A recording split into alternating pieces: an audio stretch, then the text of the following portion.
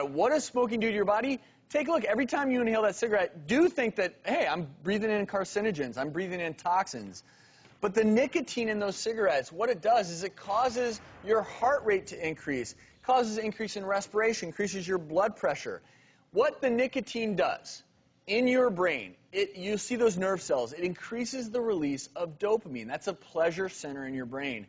That's why when those cells get flooded with dopamine after taking that drag on the cigarette, you have that feel-good relaxation. But the problem is when you don't have it anymore, you become nervous, you become irritable, and a smoker figures out exactly how much nicotine they need to keep those pleasure centers filled, and that's why you end up smoking a pack and a half a day. Because it's a withdrawal, because it's an addiction. And I want everyone to see what a healthy lung looks like versus a diseased lung, because again, you can talk abstractly all you want about smoking, and it doesn't really do a whole lot, right? Until you start talking about the nitty-gritty, until you start talking about what I see in the ER, okay? This is a healthy set of lungs.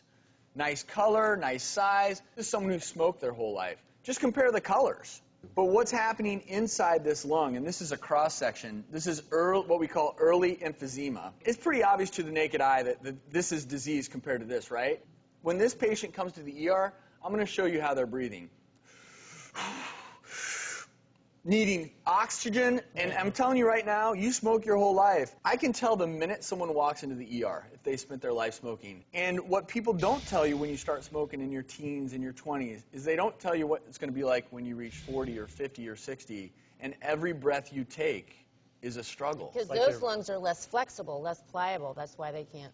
They can't exchange oxygen as well. The beautiful thing, we're going to talk about this coming up, is if this is the way you were born, and you're starting to move into this direction from spending a life of smoking, you can go back to this. And these come from Bodies, the Exhibition.